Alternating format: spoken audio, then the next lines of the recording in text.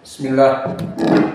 Innal hamdalillah nahmaduhu wa nasta'inuhu wa nastaghfiruh wa na'udzu billahi min shururi anfusina wa min sayyiati a'malina.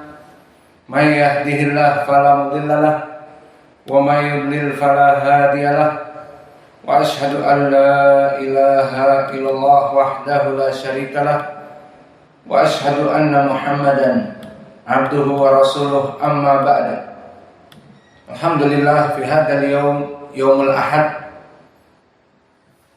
Tsani wa isrun min syahri Safar 1444, bertepatan dengan 18 September 2022. Kita lanjutkan kajian di Fakultas Ilmu Quran dalam pembahasan tafsir surat Ibrahim, yang mana pada kesempatan hari ini kita akan masuk kepada tafsir ayat yang baru, ayat ke-39. Namun sebelum itu dipersilahkan kepada ikhwanuna untuk mentasmi' al-matan. Barakallahu fikum.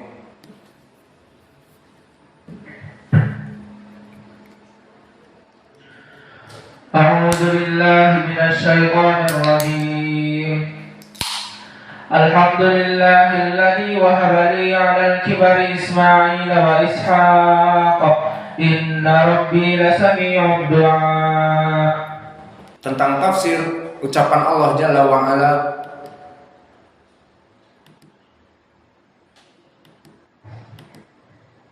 Rabbana innaka ta'lamu ma nukhfi wa ma nu'lin wa ma yakhfa 'ala Allah min syai' fil ardi wala fis sama'. Maka wahai Rabb kami, sesungguhnya Engkau Maha mengetahui apa yang kami sembunyikan dan apa yang kami zahirkan, dan tidak ada sesuatu pun yang tersembunyi bagi Allah min syai'in, secara mutlak dari segala sesuatu, fil ardi wala fis sama, baik di atas bumi ataupun di atas langit, semuanya diketahui oleh Allah. Maka telah kita sebutkan tafsir dari ayat ini, tafsir yang datang dari Ibnu Abbas, yang mana sanadnya sahih, dari Al-Hasan ibnu Muhammad, dari Yahya ibnu Abbad, dari Hamad ibnu Salamah, dari Atha ibnu Sa'ib, dari Sa'id ibnu Jubair, dari Ibnu Abbas, yang mana disebutkan di saat Nabi Ibrahim meninggalkan Ismail dan istrinya Hajar yang bekas budaknya, maka di saat disediakan air minum dan makanan, semuanya serba kecukupan untuk sementara beberapa waktu, Ibrahim meninggalkan Hajar. Maka disebutkan di hadis yang terdahulu di Sahih Al-Bukhari, Allah amaraka bihada, apakah Allah memang memerintahkan kamu untuk berbuat demikian? Karena engkau meninggalkan aku di padang yang tandus, tidak ada makanan dan air, dan tidak ada manusia. Allah amaraka bihada, apakah Allah memerintahkan kamu untuk berbuat demikian? Dikatakan oleh Ibrahim, na'am. Maka akhirnya turunlah tambahan iman kepada Hajar. Kalau memang Allah yang memerintahkan, maka pasti Allah lam yudayyi'na, Allah pasti tidak akan melupakan kami. Dan itulah seorang mukmin yang mana juga disebutkan Allah zadathum imana, akan bertambah imannya. Maka di dalam hadis ini ada tambahan lafaz bahwa doa yang kita pelajari di tafsir ini, Rabbana innaka ta'lamu ma nukhfi wa ma nu'lin, itu dibaca oleh Ibrahim. Ditafsirkan oleh Imam Ibnu Abbas, yakni minal hazmi, di saat Ibrahim meninggalkan Hajar, istrinya tercinta. dan Ismail anak laki-lakinya. Maka dalam penuh kesedihan dia mengadu kepada Allah, Rabbana innaka ta'lamu ma nukhfi wa ma nu'lin. Wahai Allah, Engkau Maha mengetahui apa yang aku sembunyikan di hatiku, kata Ibrahim dalam keadaan kesedihan sebagai seorang manusia yang berpisah dengan anak yang dia cintai dan istrinya, merasa sedih. Dan apalagi istrinya bukan ditinggal di villa atau di hotel yang tempat tidurnya kasur empuk dan ada freezer, makanan, minuman, semua ada.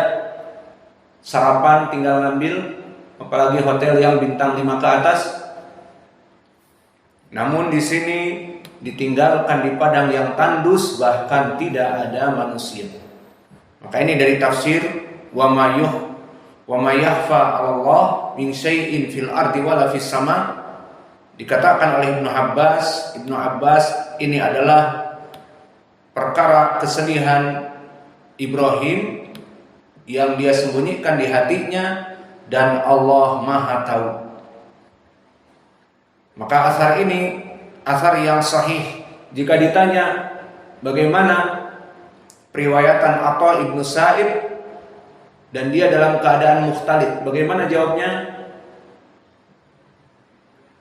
Bahwa Atha ibnu Sa'ib mukhtalid, namun di sini siapa yang meriwayatkan?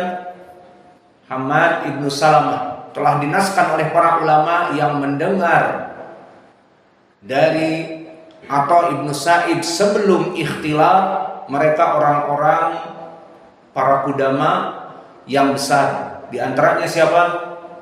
Syu'bah ibnu Hajjaj. Kedua, Sufyan Ats-Tsauri. Ketiga, Hamad ibnu Zaid. Keempat, baru Hammad ibnu Salamah. Maka mereka termasuk dari orang-orang yang terdahulu mendengar dari Atha ibnu Sa'ib sebelum dia pikun. Maka periwayatannya sahih. Adapun orang-orang yang telah meriwayatkan setelah pikun, setelah hafalannya hancur karena pikun, maka didhaifkan periwayatannya. Maka asar ini sahih dikarenakan periwayatan Hammad ibnu Salamah dari Atha ibnu Sa'ib. Kemudian kita masuk kepada tafsir ini juga. Faidah yang tersirat dari ayat ini juga pengisbatan untuk Allah sifat al-ilm. Maka Allah Jalla wa'ala mempunyai sifat al-ilm. Dan sifat ilm, barakallahu fikum, sifat apa ya Hudzaifah? Dzatiyah atau fi'liyah? Sifatul ilm Dzatiyah. Di mana sifat dzatiyah? Apa sifat dzatiyah itu? Karena bersama Allah terus. Sifat dzatiyah adalah sifat yang terus-menerus menempel dan berada pada Allah Jalla wa'ala. Adapun sifat fi'liyah, sifat yang kadang-kadang ada pada Allah, Allah melaksanakannya, dan kadang-kadang tidak. Seperti apa sifat fi'liyah? Turun. Sifat Allah itu turun. Hadis siapa? Udkur lana. Abu Hurairah. Qala Rasulullah sallallahu alaihi wasallam, "Inna Allaha yanzilu kullu laylin fi thuluthi min al-lail." Fi sulusil akhir. Fi thuluthil akhir min al-lail. Idan taqul fi sulus min al-lail, yakni sulusul awal, makna itu jam 10 Allah turun. Fi sulusil awal. Lakin sulusil akhir fi sa'at tsalitsah. Ahsanta. Maka di sini Allah mempunyai sifat disebutkan oleh ulama ahli tauhid. Sifat Allah ada dua, sifat fi'liyah dan sifat zatiyah. Dari segi keberadaan sifat itu menempel dengan Allah. Maka sifat fi'liyah adalah sifat yang mana kadang-kadang Allah melaksanakannya dan kadang-kadang Allah tidak melaksanakannya. Seperti tadi disebutkan oleh Akhuna, sifat nuzul. Maka sifat nuzul disebutkan innallaha yanzilu fi kulli lailah, hanya malam saja.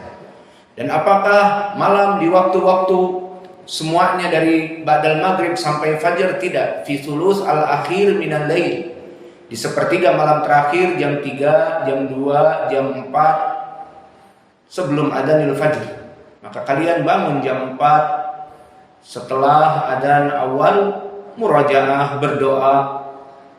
Semoga Allah memberikan taufik kepada kalian dan memudahkan urusan dakwah kita di sini, yang semakin tahun semakin ke depan dakwah kita dari segala perkara dimudahkan oleh Allah. Maka berdoa. Dan itu sifat fi'liyah, seperti juga sifat-sifat yang Allah sebutkan bahwa dia itu temporary. Seperti misalnya sifat kaki. Dzatiyah apa fi'liyah? Sifat kaki dzatiyah. Namun di saat memasukkan kepada api neraka fi'liyah. Di saat di dalam hadis disebutkan fayanzawi ataupun fawada'a rabbul izzah qadamahu ilan nar fayanzawi ba'duha ila ba'd wa taqul qattun bi izzatika wa karamik. Di saat api neraka yulqa fiha wa taqul hal mim mazid. Di saat dilemparkan semua orang-orang kepada api neraka, neraka tidak pernah kenyang dan terus mengatakan hal mim mazid, hal mim mazid, tambah lagi wahai Allah. Masukkan semua wahai Allah, seperti itu. Maka tidak ada yang tersisa dari penduduk api neraka kecuali sudah di api neraka dan meminta lagi hal mim mazid, hal mim mazid. Maka akhirnya Allah Jalla wa Ala merasa kasihan kepada api neraka yang tidak pernah puas. Maka akhirnya dimasukkan kakinya. Dan di sini sifat memasukkan kaki, sifat dzatiyah. Sifat memasukkan kaki, sifat fi'liyah. Itu untuk membedakan mana sifat fi'liyah dan mana sifat dzatiyah. Diberikan contoh seperti itu. Sifat dzatiyah, sifat Allah mempunyai kaki. Terus menerus kaki itu bersambung dengan Allah. Sifat fi'liyahnya, saat Allah memasukkan dirinya, kakinya kepada api neraka, maka api neraka fayanzawi ba'duha ila ba'd wa taqul qattun bi izzatika, di riwayat wa izzatik wa karamik. Maka dengan kemuliaanmu, dengan kemurahanmu, sehingga api neraka merasa kenyang dan merasa cukup. Maka di sini kembali kepada permasalahan al-ilmu, bahwa di dalam ayat ini disebutkan innaka ta'lamu, kamu itu mengetahui wahai Allah. Maka ini sifat ilmu untuk Allah, dan sifat ilmu sifat yang dzatiyah bersambung terus.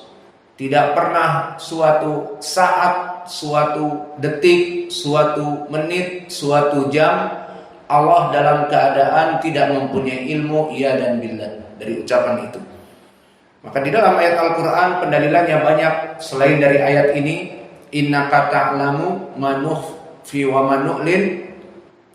Juga di dalam ayat yang lain banyak. Allah berfirman, alimul ghaibi wasyahadah. Alimul ghaibi wasyahadah. Allah mengetahui perkara yang gaib dan perkara yang nyata. Dan juga di dalam Al-Baqarah, wala yuhituna bi syai'in min ilmihi illa bima syaa. Maka tidak ada yang yuhituna bi syai'in min ilmihi. Tidak ada yang terlewat dari apa-apa di muka bumi ini kecuali telah diketahui dengan ilmunya. Dan Allah juga berfirman, wa anallaha bi kulli syai'in alim, di Al-Maidah. Sesungguhnya Allah itu segala sesuatu di muka bumi dan di langit itu diketahui olehnya. Dan Allah berfirman, innaka antal alam, innaka anta alamul ghuyub, bahwa sungguhnya engkau maha mengetahui ilmu-ilmu yang gaib.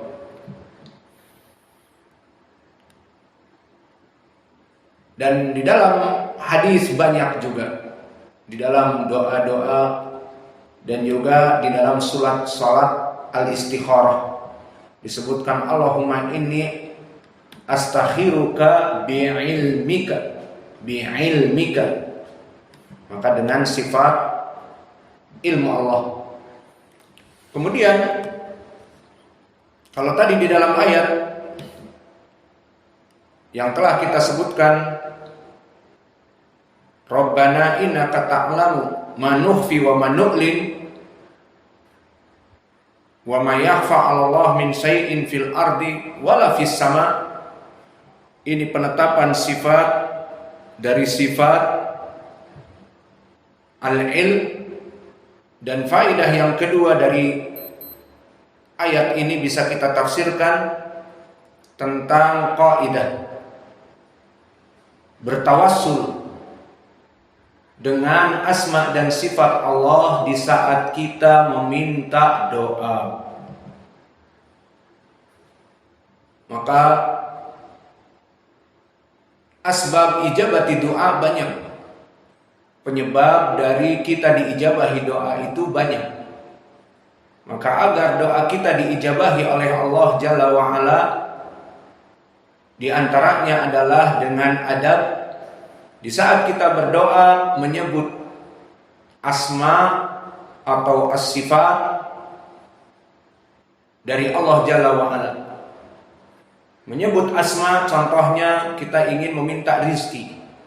Maka apa yang berhubungan dengan pemberian rizki, nama Allah Ar-Razzaq, maka kita katakan ya Razzaq, ya Razzaq dzul quwwatil matin, Allahumma rzuqni rizqan halalan thayyiban.